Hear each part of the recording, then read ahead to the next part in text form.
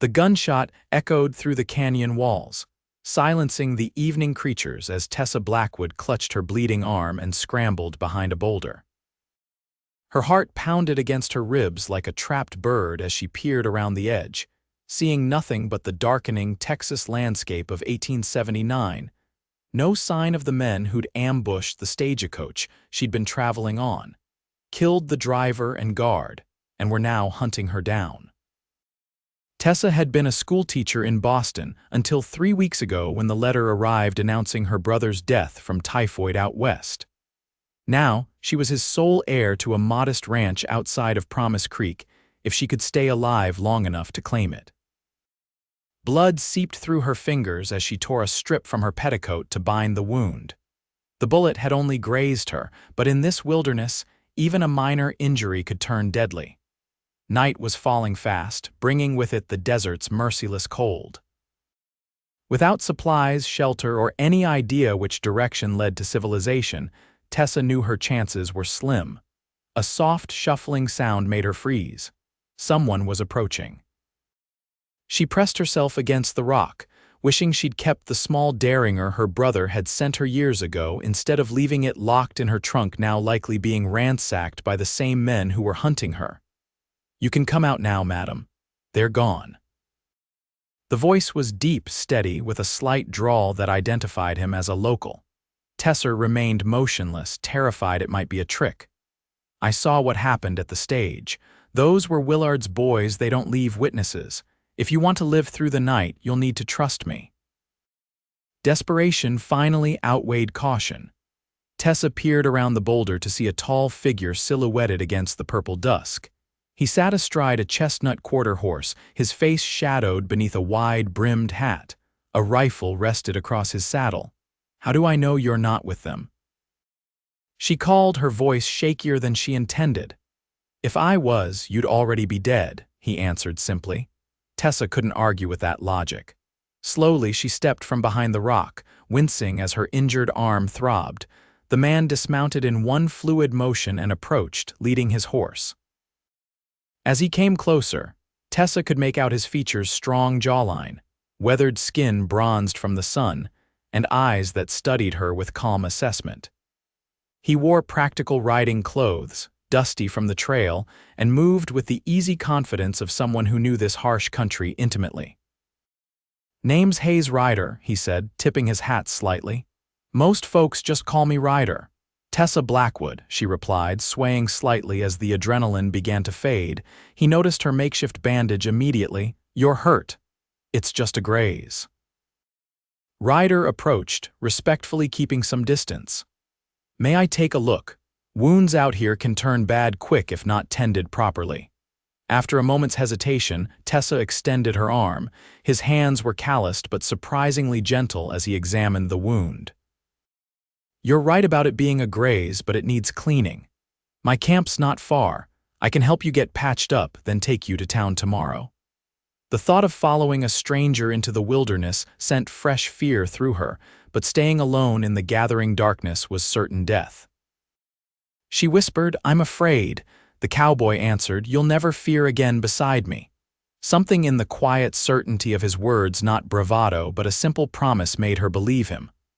"I have nowhere else to go," she admitted.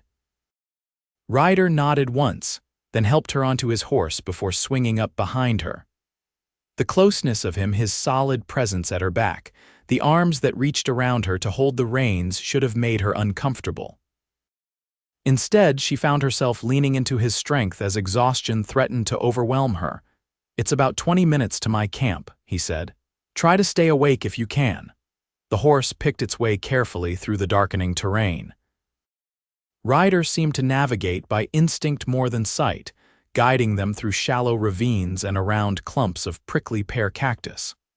The stars emerged overhead, brilliant in a way Tessa had never seen in Boston. True to his word, they reached his camp, a small fire flickering in a protected hollow, a canvas lean-to providing basic shelter. He helped her down and settled her near the fire before tending to his horse. "Have you been in Texas long?" he asked, returning with a battered tin box that contained rudimentary medical supplies.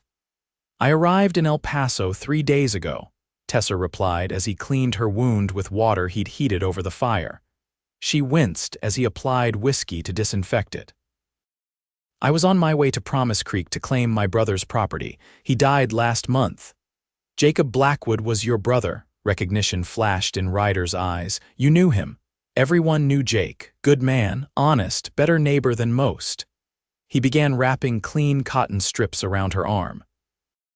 His place borders mine to the south. I'm sorry for your loss. The coincidence was startling. You're my brother's neighbor, 5 years now. He spoke of his sister back east. Teacher, he said. Yes, in Boston. She watched him secure the bandage. Mr. Ryder, those men who attacked the stage, they took everything I had. My money, my papers proving I'm Jake's sister. Call me Hayes, he said. And don't worry about proof. Anyone who knew Jake will see him in your face.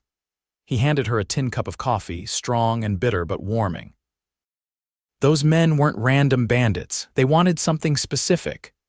What do you mean? Willard Pike has been trying to buy up all the land around Promise Creek for the past year. Your brother refused to sell. But why would this Pike person want the land so badly? Railroads coming through.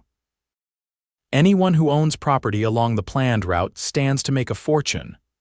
Hayes stared into the fire. Jake found out something about Pike's business dealings that had him concerned. He rode to my place the day before he took sick, said he needed to get some documents to the marshal in Fort Stockton. What kind of documents? He didn't say exactly, just that Pike wasn't who people thought he was. Hayes added another log to the fire. 3 days later, he was dead. Typhoid, supposedly, but Jake was healthy as a horse. Tessa's mind raced. You think he was murdered? I think it's a mighty convenient coincidence that the one man standing in Pike's way suddenly died, and now his heir is ambushed before she can claim his property. Hayes offered her jerky and hardtack from his provisions. Eat something. Tomorrow we'll ride to your brother's place. I'll help you settle in. But these men, Pike's men, they'll come after me again. Probably, Hayes agreed, but this time you won't be alone. The simple promise brought unexpected tears to Tessa's eyes. She'd been alone for so long their parents had died years ago, and with Jake gone, she had no family left. The thought of having someone, even temporarily, on her side was overwhelming. Why would you help me? She asked. You don't know me. Hayes was quiet for a moment. I owe Jake. He saved my life once when my horse threw me miles from anywhere with a broken leg, found me, got me to a doctor. His gaze met hers across the fire. Besides, a lady shouldn't have to face Willard Pike and his cutthroats alone. Tessa studied him, this weathered cowboy, with steady hands and careful words. In Boston, she'd had suitors, merchants' sons and aspiring lawyers who wrote flowery poetry and brought her hothouse flowers. None had made her feel as safe as this stranger's simple presence. Get some rest, Hayes said, gesturing to the lean-to where he'd laid out a bedroll. I'll keep watch. Despite her exhaustion, sleep came fitfully to Tessa. Each time she drifted off, the sound of gunshots would jerk her awake. Sometime in the deep night, she emerged from the shelter to find Hayes still sitting by the fire, rifle across his lap. Can't sleep? He asked without turning. Every time I close my eyes, I see the stage driver falling. She sat beside him, pulling her shawl tighter. First death you've witnessed, she nodded. It doesn't get easier. You just learn to live with it. He offered her coffee from the pot he kept warm at the fire's edge. Dawn's about 2 hours away. We should reach your brother's place by mid-morning. What if Pike's men are watching the property? They might be, but they'll expect you to come by the main road. We'll cut across my land instead. They rode out as the first light broke across the eastern horizon. Hayes had insisted Tessa ride his horse while he walked alongside, leading the animal by the reins. The Texas landscape gradually revealed itself in the growing light rolling hills dotted with mesquite and scrub oak, cacti standing like sentinels against the brightening sky. It's beautiful, Tessa said, surprised by the admission. Yesterday she'd seen only the harshness of this land. Gets in your blood, Hayes agreed. Jake felt the same, said he couldn't imagine living anywhere else after a while. The mention of her brother brought a pang of grief. "I haven't seen him in 6 years. He came to Boston once after he settled here, but I was too busy with the school to visit him." Regret colored her words. "I always thought there would be time." He understood, spoke proudly of his sister, the teacher. "Said you were educating the next generation of Americans." They traveled in companionable silence for a while. As the sun climbed higher, Hayes pointed out landmarks and identified plants and wildlife for her. His knowledge of the land was impressive. He could read the terrain like Tessa read books. "How did you come to be in Texas?" she asked as they crossed a dry creek bed. "War ended. Nothing left for me in Virginia. Came west like a lot of men looking for something new." His voice held no bitterness, just matter-of-fact acceptance. "Worked cattle drives for a few years. Saved enough to buy my own spread 6 years back." "Were you at the stage by coincidence yesterday?" Hayes shook his head. "Been tracking Pike's men since they started riding in that direction. Figured they were up to something. Nearly caught up to the stage when I heard the shots." By mid-morning they crested a rise, and Hayes pointed to a small cluster of buildings in the distance. "Your brother's place." Tessa studied the modest homestead, a small house with a covered porch, a barn, corral, and a few outbuildings. A windmill turned slowly beside what must be a well. It looked peaceful, nothing like the grand estates of Boston, but she could see why Jake had loved it. The land stretched out around it, wild and free. "It's not much," Hayes said, misinterpreting her silence, "but the soil's good." Jake ran about 60 head of cattle and had started a decent horse breeding program. "It's perfect," she said softly. "It looks like him." As they approached, Hayes grew more alert, scanning the surroundings carefully. "Something's not right," he muttered. "No smoke from the chimney." "Old Bill Morris was supposed to be looking after the place until you arrived." He motioned for her to stay back as he approached the house, rifle ready. Tessa watched anxiously as he circled the buildings, then finally returned. "Place is empty. Cattle are gone." "Someone's been through the house. It's been ransacked." Tessa's heart sank. "Pike, likely. Come on, let's see what's left." The interior of the small house had been thoroughly searched. Furniture was overturned, mattresses slashed, floorboards pried up in places. Jake's personal belongings were scattered everywhere. "They were looking for something specific," Hayes said, surveying the damage. Tessa moved through the wreckage, touching her brother's possessions, a pipe, books, a daguerreotype of their parents. What could Jake have had that was so important? Whatever evidence he found against Pike. Hayes righted a chair for her to sit.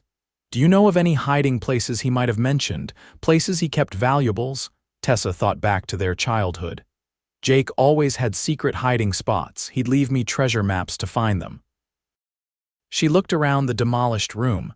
"But I wouldn't know where to begin here." Hayes nodded thoughtfully. "Assuming he had something incriminating, he wouldn't have kept it in an obvious place." He gestured to the torn-up floorboards. "Pike's men already checked the usual spots." A memory suddenly surfaced. "When we were children, Jake had a book, our father's Bible. He hollowed out the center pages to hide things. Said no one would look there because it was sacrilegious." They began searching through the scattered books until Tessa found a worn leather Bible beneath an overturned bookshelf. The binding was intact, but when she opened it, several center pages had been carefully cut away to form a small compartment. Inside was a sealed envelope. Hayes peered over her shoulder as she opened it to find several documents, land deeds, a letter, and what appeared to be a hand-drawn map. "These are deeds to properties all around Promise Creek," Tessa said, examining them, "but they're in different names." Hayes took the papers, studying them. "Pike's been buying land under various aliases. That's how he's avoiding attention from the territorial government." He unfolded the map. "And this shows the planned railroad route. It cuts right through Jake's property." "There's a letter too," Tessa said, reading it quickly. "It's from someone named Samuel Thompson. He says he has proof that Pike bribed railway officials to change the route to benefit his land holdings, and that Pike was responsible for the disappearance of 3 homesteaders who refused to sell." Hayes's expression darkened. "Murder, then." Jake must have been getting close to exposing him. "What do we do now?" Tessa asked. "We need to get these to Marshal Collins in Promise Creek, but we can't be seen." Hayes glanced out the window. "Pike's men will be watching the roads. Could we send someone else with the documents?" "There aren't many people I'd trust with this. Pike has half the town in his pocket." Hayes considered for a moment. "We could try to reach my place. I have a hired hand who's loyal. He could take them to the marshal." A sound outside made them both freeze.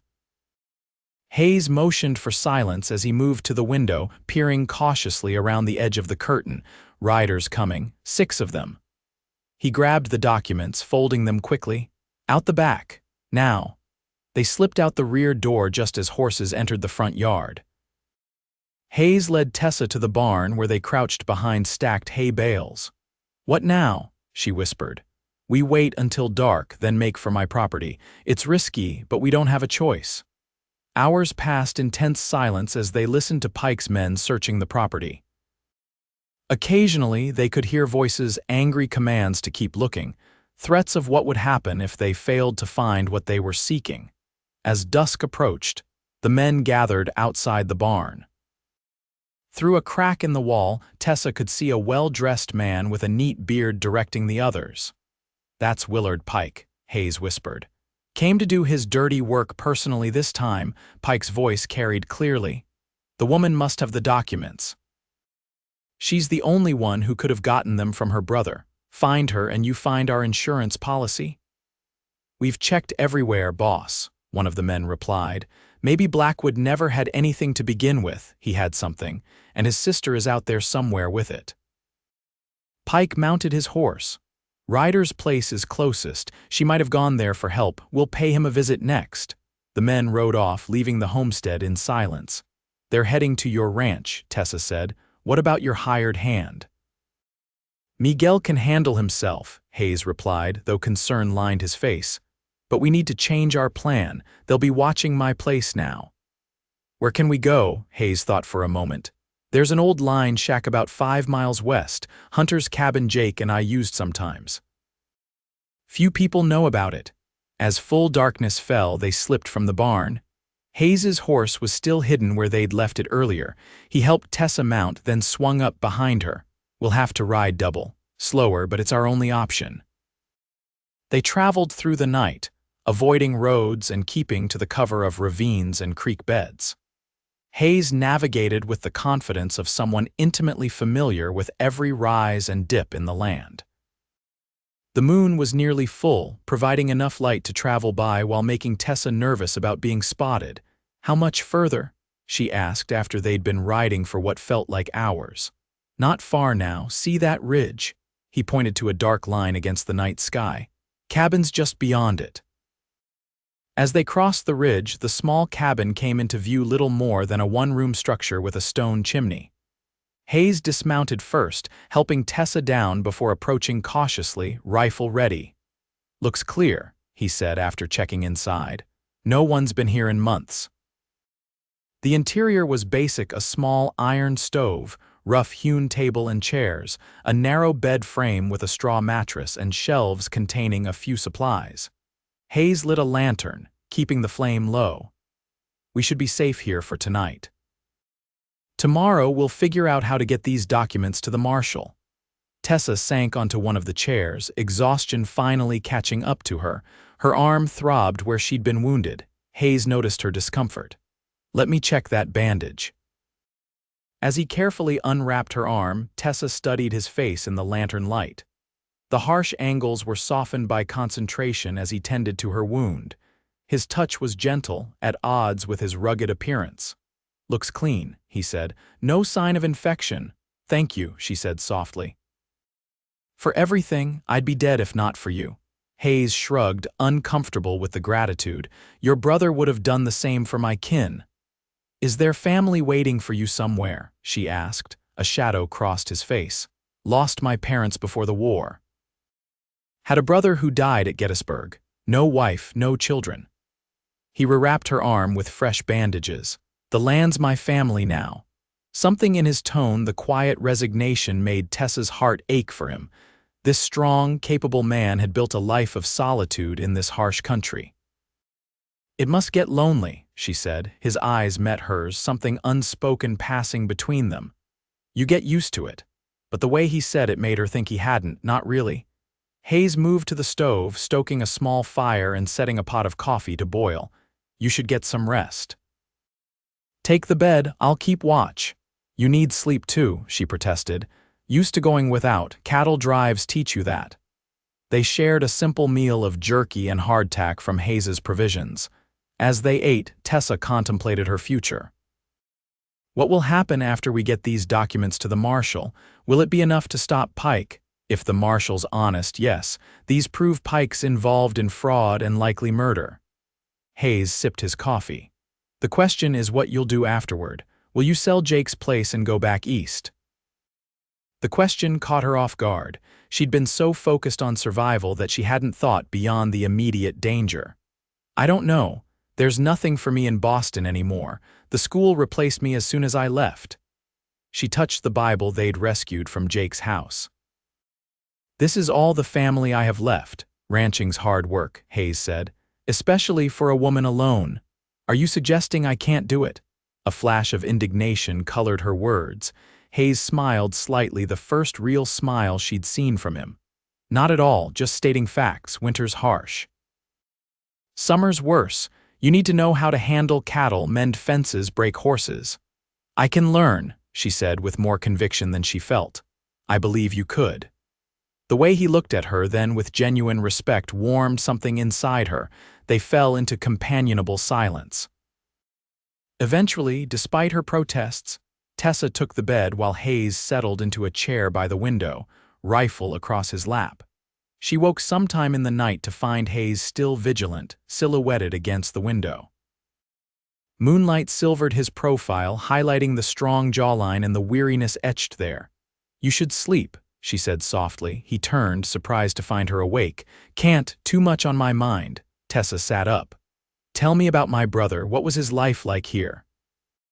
Hayes's expression softened at the mention of Jake.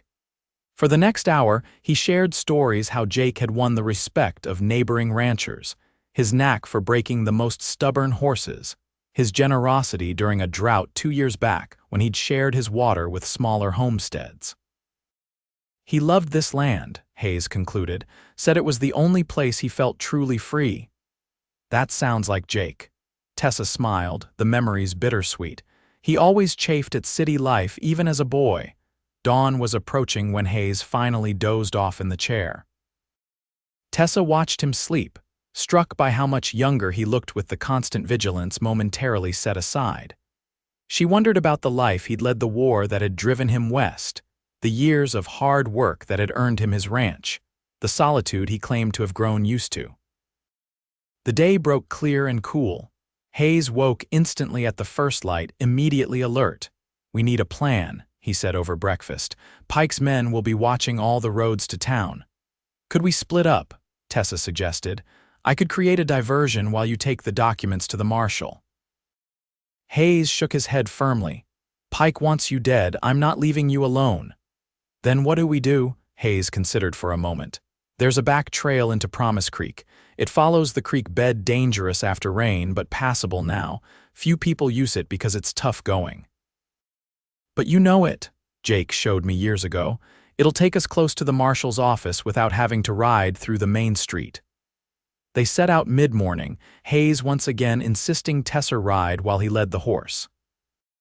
The trail was indeed challenging, a narrow path that followed a dried creek bed, winding between steep banks and across rocky terrain. Jake used to use this route to avoid creditors when he first came to Texas, Hayes explained as they navigated a particularly difficult stretch. Before he got the ranch established, he never mentioned money troubles in his letters. "Proud man, your brother. Wanted you to think he was successful from the start."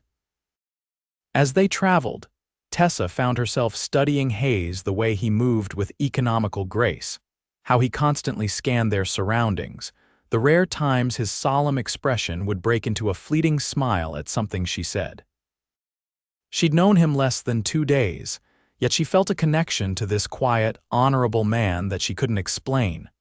By early afternoon, they reached the outskirts of Promise Creek. The small town consisted of a main street with the typical establishment's general store, saloon, hotel, blacksmith, and at the far end, the marshal's office. "We'll approach from behind," Hayes said. "Less chance of being seen." They left the horse tied in a stand of cottonwoods and proceeded on foot, keeping to the shadows of buildings. The marshal's office was a small wooden structure with barred windows and a hitching post out front. "Wait here," Hayes instructed as they reached the back of the building.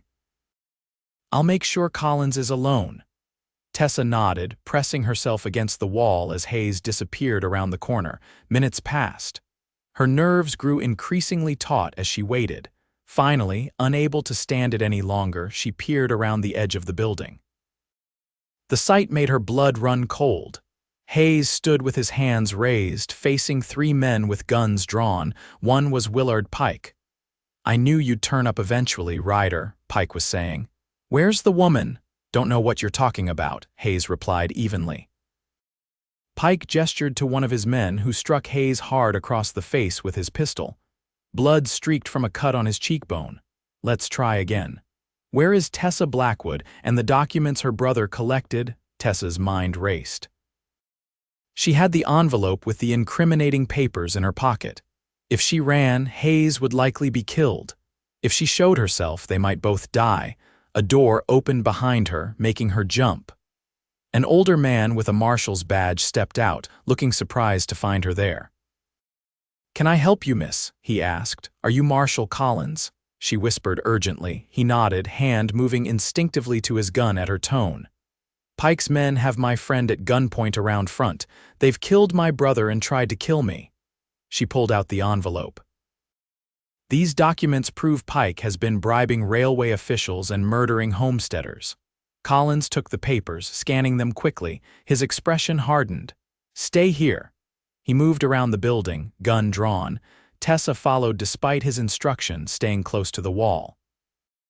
As she reached the corner, she heard Collins's authoritative voice.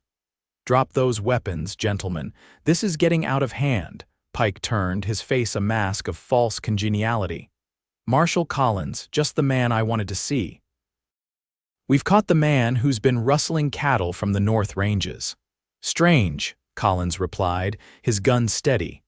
"Because I'm looking at the man responsible for 3 murders and land fraud across the territory." Pike's smile faltered. "I don't know what lies you've been told. I have the documents, Pike, and sworn statements from railway officials you tried to bribe. It's over." For a moment, no one moved. Then Pike lunged for his gun. Shots rang out. Collins fired, as did Hayes, who had drawn a hidden derringer. Pike and one of his men fell. The third threw down his weapon. Tessa rushed to Hayes, who was clutching his side.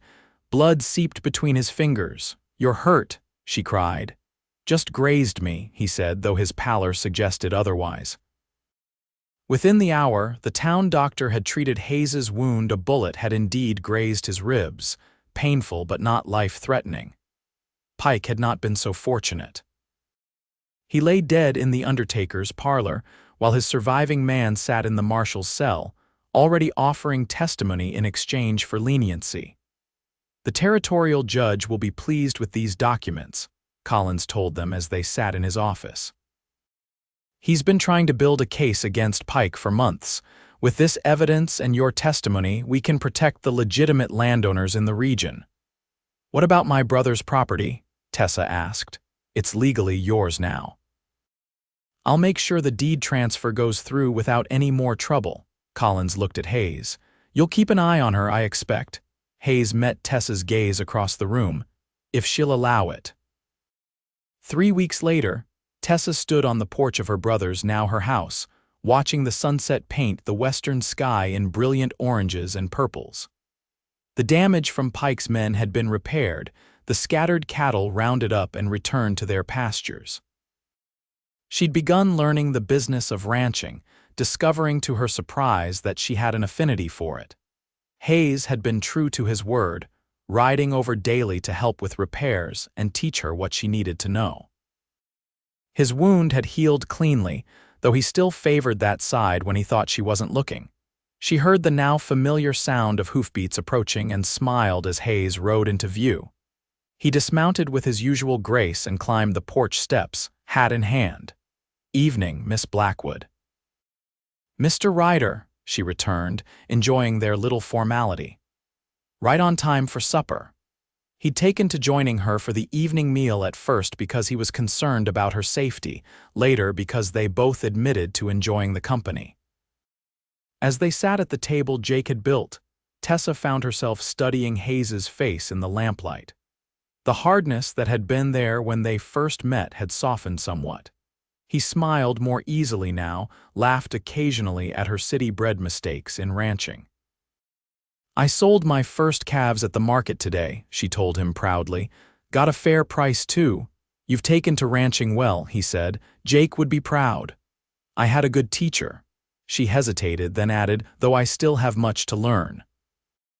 Hayes set down his fork, his expression turning serious.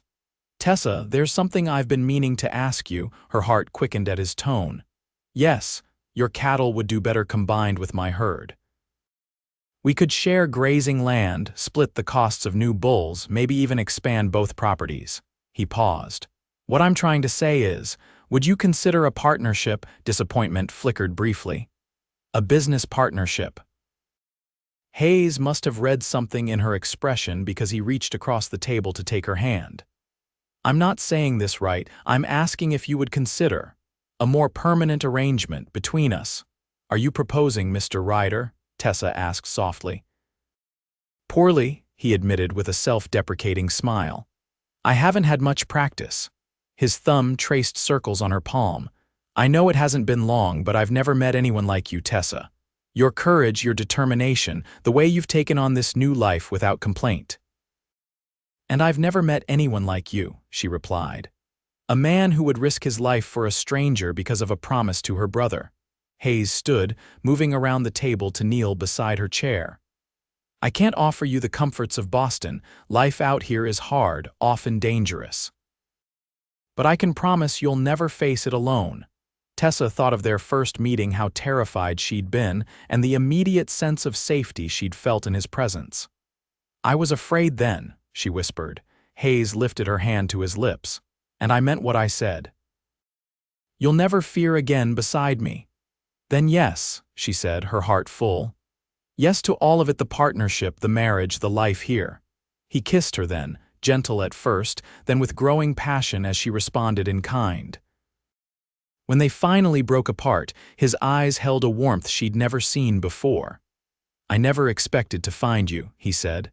"After the war, I thought that part of life was closed to me, and I never expected to find a home so far from where I began," she replied.